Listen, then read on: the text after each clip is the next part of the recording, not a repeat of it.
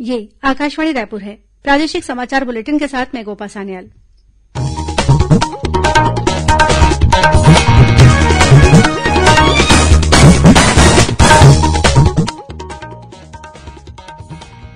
और अब पेश आज के मुख्य समाचार।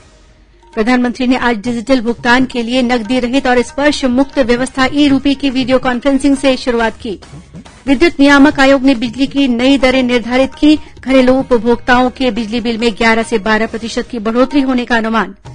राज्य के स्कूलों में 16 महीनों के बाद आज से फिर से शुरू हुई कक्षाएं। मुख्यमंत्री और स्कूल शिक्षा मंत्री ने कोविड प्रोटोकॉल का कड़ाई से पालन कराने की अपील की। और परसों से प्रदेश के कई इलाकों में फिर से मानसून की सक्रियता बढ़ने की संभावना।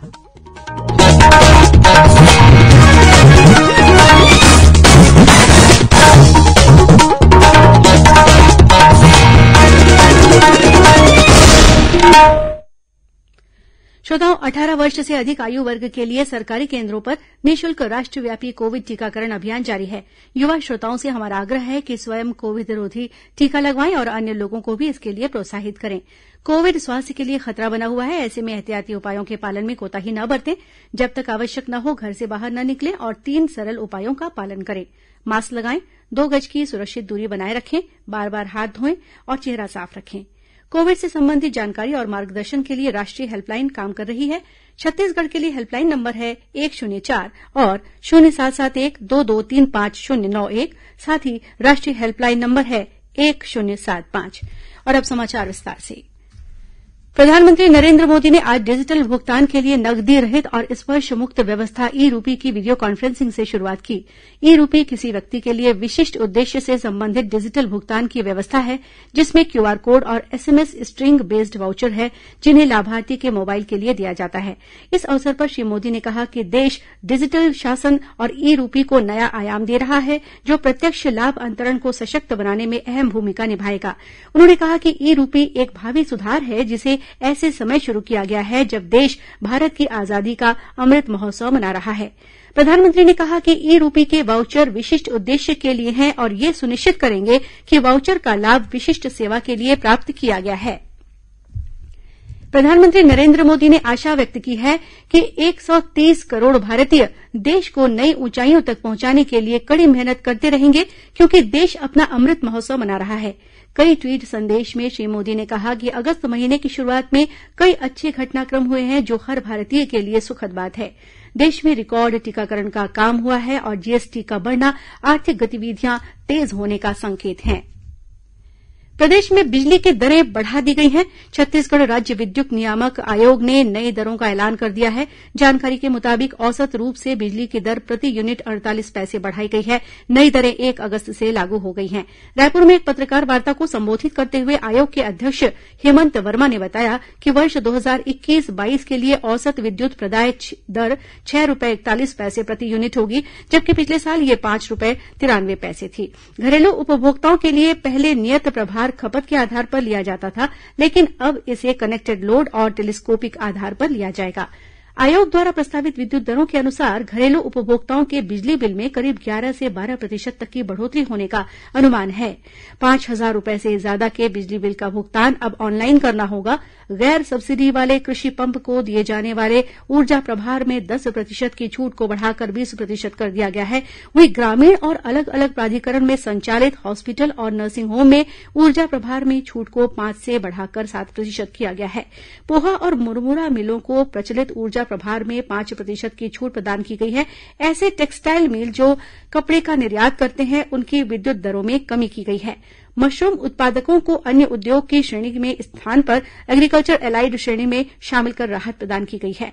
अनियमित बिलिंग से उपभोक्ताओं को होने वाली परेशानी से बचाने के लिए आयोग ने निर्णय लिया है कि लगातार 3 महीने तक मीटर रीडिंग के आधार पर विद्युत बिल जारी नहीं किए जाने की स्थिति में अब उपभोक्ताओं को संबंधित कार्यपालन अभियंता का अनुमोदन प्राप्त करने के बाद ही एक मुश्त बिल जारी किए जा सकेंगे।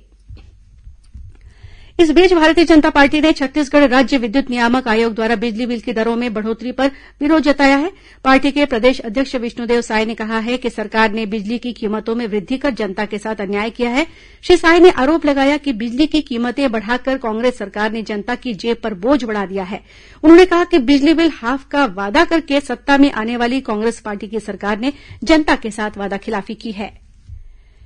प्रदेश के स्कूलों में आज से कुछ शर्तों के साथ ऑफलाइन पढ़ाई शुरू हो गई है। फिलहाल 10वीं और 12वीं के साथ ही पहली से 5वीं और 8वीं की कक्षाएं संचालित की जा रही हैं।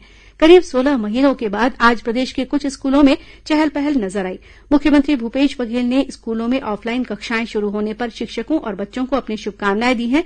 साथ ही उन्होंने कक्षाओं में पढ़ाई के दौरान कोरोना प्रोटोकॉल का कड़ाई से पालन कराने की अपील भी की है। वहीं स्कूल शिक्षा मंत्री डॉक्टर प्रेमसाय सिंह टेकाम आज राजधानी रायपुर के RD Tiwari English medium school के प्रवेश उत्सव कार्यक्रम में शामिल हुए।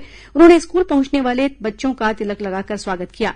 राज्य शासन ने ये सभी कक्षाएं उन जिलों में शुरू करने का फैसला लिया है जहां कोरोना पॉजिटिविटी दर पिछले 7 दिनों में 1% तक है। हालांकि स्कूलों में ऑनलाइन कक्षाएं पहले की तरह जारी रहेंगी। खबरों का सिलसिला आगे भी जारी रहेगा। अभी वक्त है एक छोटे से विराम का। छत्तीसगढ़ में है थाना, गांव गांव पानी है पहुंचाना। छत्तीसगढ़ सरकार की अगुवाई में जल जीवन मिशन 2023 तक ले 39 लाख ग्रामीण परिवार मन के दुआर तक नल कनेक्शन ले पानी पहुंचाए की योजना शुरू करे है। जेमा 55 लीटर प्रति व्यक्ति प्रतिदिन के हिसाब ले सबो मनखे मन ला पानी उपलब्ध कराई जाही। अब हर जल ला मिलही जल, हर घर पानी, छत्तीसगढ़ में ठानी पहुंचाबो पानी कुरिया कुरिया मुहाटी मुहाटी। अधिक जानकारी बर ग्राम जल एवं स्वच्छता समिति में संपर्क करो। जल जीवन मिशन द्वारा जनहित में जारी। प्रादेशिक समाचार आप आकाशवाणी रायपुर से सुन रहे हैं और अब आगे बढ़ते हैं बाकी के समाचारों की ओर। राज्यपाल अनुसुईया उइके से किसानों ने वन पट्टा भूमि पर ली गई फसल को सहकारी समितियों द्वारा खरीदी किए जाने की व्यवस्था को दोबारा शुरू करने का आग्रह किया है। रायपुर स्थित राजभवन में राज्यपाल के साथ महासमुंद जिले के बागबाहरा विकासखंड से पहुंचे किसानों के एक प्रतिनिधि मंडल ने भेंट की। राज्यपाल को किसानों ने अपनी समस्याओं से अवगत कराया। किसानों ने बताया कि पहले सहकारी समितियों द्वारा वन पट्टा भूमि पर ली गई फसल की खरीदी की जा रही थी, लेकिन वर्ष 2020 में ग्रामीण सेवा समिति सोसायटी खमरिया ने यह व्यवस्था बंद कर दी। राज्यपाल को किसानों ने बताया कि इससे उन्हें आर्थिक रूप से काफी परेशानी हो रही है। किसानों ने राज्यपाल से कर्ज माफी का भी अनुरोध किया। सुश्री उइके ने किसानों को हर संभव मदद का भरोसा दिलाया। वहीं आज राज्यपाल से सर्व आदिवासी अधिकार वंचित संघर्ष समिति के प्रतिनिधि मंडल ने भी मुलाकात की। उन्होंने मात्रात्मक त्रुटि के कारण अनुसूचित जनजाति की सूची में शामिल होने से वंचित रह गए छत्तीसगढ़ के 12 जाति समुदायों को इस सूची में शामिल कराने का आग्रह किया। मुख्यमंत्री भूपेश बघेल ने कहा है कि सिलगेर घटना की जांच 6 महीने के अंदर पूरी कर ली जाएगी। श्री बघेल कल रायपुर में सुकमा और बीजापुर जिले से आए प्रतिनिधिमंडल से चर्चा कर रहे थे। इस दौरान मुख्यमंत्री ने ग्रामीणों को आश्वस्त किया कि किसी भी निर्दोष व्यक्ति के खिलाफ कार्रवाई नहीं की जाएगी। उन्होंने बताया कि सिलगेर घटना की दंडाधिकारी जांच को 6 महीने के भीतर पूरा कर लिया जाएगा। गौरतलब है कि बीजापुर जिले के सिलगेर गांव में पिछले दिनों हुई गोलीबारी की घटना में 3 ग्रामीणों की मौत के मामले की दंडाधिकारी जांच की जा रही है। सुकमा जिले में 2 इनामी सहित 3 माओवादियों ने आत्मसमर्पण किया है। जिले के पुलिस अधीक्षक सुनील शर्मा ने बताया कि ये माओवादी फूलबगड़ी थाना क्षेत्र में सक्रिय थे। इन पर आईईडी विस्फोट और पुलिस पार्टी पर हमला करने जैसे कई घटनाओं में शामिल रहने का आरोप है।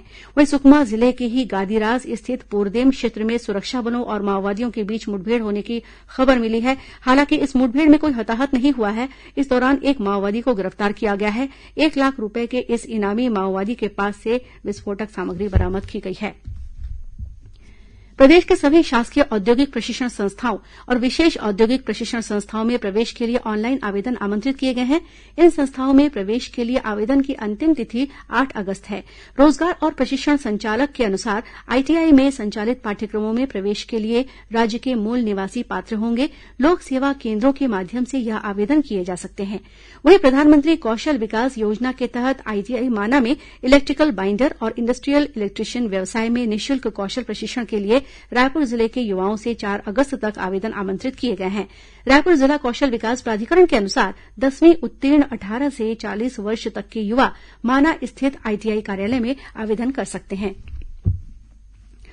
श्रोताओं, देश की स्वतंत्रता के 75 वर्ष पूरे होने के उपलक्ष्य में आजादी के अमृत महोत्सव के तहत प्रादेशिक समाचार एकांश आकाशवाणी रायपुर द्वारा 6 अगस्त शुक्रवार से एक प्रश्नोत्तरी कार्यक्रम शुरू किया जा रहा है।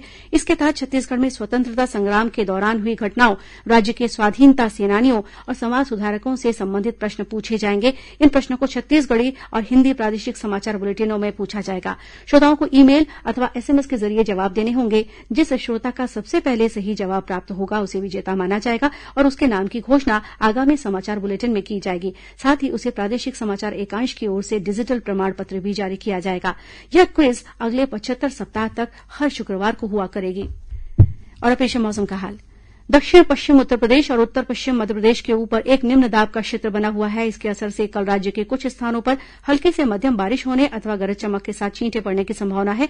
वहीं 4 अगस्त के बाद से राज्य के बस्तर, दुर्ग और रायपुर संभाग में बारिश की गतिविधि और अधिक बढ़ने के आसार हैं। और अब कुछ खबरें संक्षेप में। अविभाजित मध्यप्रदेश के प्रथम मुख्यमंत्री स्वर्गीय पंडित रविशंकर शुक्ल और पूर्व केंद्रीय मंत्री स्वर्गीय विद्याचरण शुक्ल की आज जयंती है। मुख्यमंत्री भूपेश बघेल ने आज रायपुर स्थित अपने निवास कार्यालय में इन नेताओं को श्रद्धांजलि अर्पित की।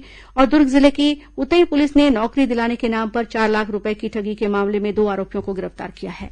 और अब अंत में मुख्य समाचार एक बार फिर। प्रधानमंत्री ने आज डिजिटल भुगतान के लिए नकदी रहित और स्पर्श मुक्त व्यवस्था ई रूपी की वीडियो कॉन्फ्रेंसिंग से शुरूआत की। विद्युत नियामक आयोग ने बिजली की नई दरें निर्धारित की। घरेलू उपभोक्ताओं के बिजली बिल में 11 से 12% की बढ़ोतरी होने का अनुमान। राज्य के स्कूलों में 16 महीनों के बाद आज से फिर से शुरू हुई कक्षाएं। मुख्यमंत्री और स्कूल शिक्षा मंत्री ने कोविड प्रोटोकॉल का कड़ाई से पालन कराने की अपील की। और परसों से प्रदेश के कई इलाकों में फिर से मानसून की सक्रियता बढ़ने की संभावना। और इसी के साथ प्रादेशिक समाचार बुलेटिन समाप्त हुआ। नमस्कार।